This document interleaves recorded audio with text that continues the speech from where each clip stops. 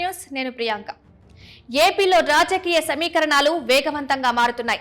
సార్వత్రిక ఎన్నికలు సమీపిస్తున్న వేళ రాజకీయ వర్గాల్లో మార్పులు చోటు చేసుకుంటున్నాయి.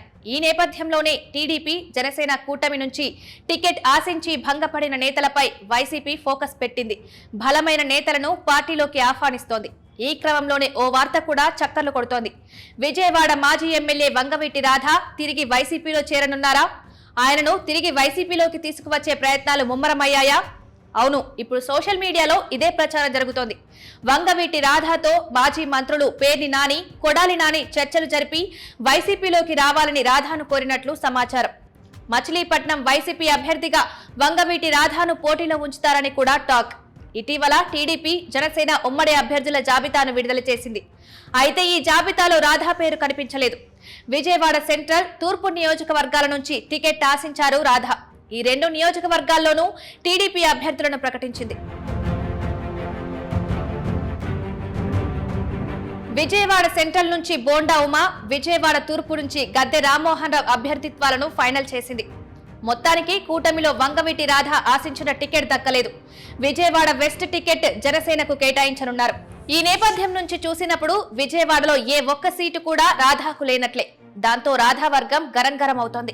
పార్టీ కోసం ఎంతగానో కష్టపడుతున్న తమ నేతకు టీడీపీ టికెట్ ఇవ్వకుండా మోసం చేసిందని రాధా అనుచరులు మండిపడుతున్నారు. రాధాకు విజయవాడ సెంట్రల్ ఇస్తే ఖచ్చితంగా గెలిచేవారని అంటున్నారు. ఒకనాటి విజయవాడ తూర్పు సీట్లో భాగమైన సెంట్రల్ నుంచి రాధా కుటుంబమంతా గెలిచిందని గుర్తు చేస్తున్నారు. ఇక టీడీపీ జాబితా రిలీజ్ అయిన తర్వాత నుంచి రాధా వర్గం మండిపడుతుంది. సరిగ్గా ఈ పరిణామాలనే ఆసరాగా చేసుకుని వైసీపీ నేతలు రాధాకు టచ్ లోకి వెళ్లారు.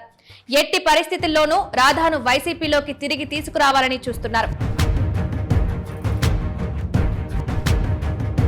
కృష్ణా జిల్లాకు చెందిన ఇద్దరు మాజీ మంత్రులు ఈ విషయంలో చాలా సీరియస్ గా వర్క్ చేస్తున్నారు.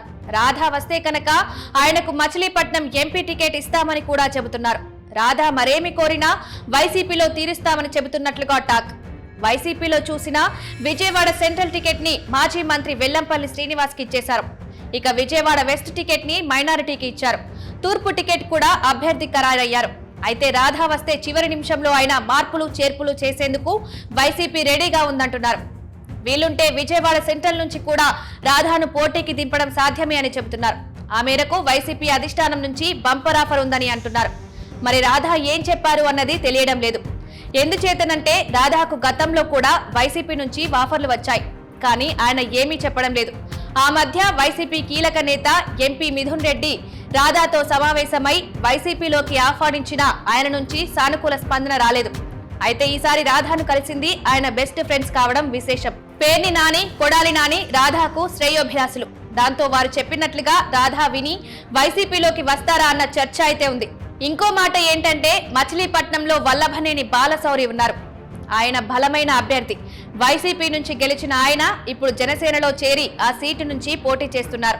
ఆయనను ఢీ కొట్టేందుకు వైసీపీ రాధాను దించాలని చూస్తోందని అంటున్నారు. ఇవన్నీ ఆలోచించుకున్న మీదటనే రాధా ఏ సంగతి చెబుతారని అంటున్నారు.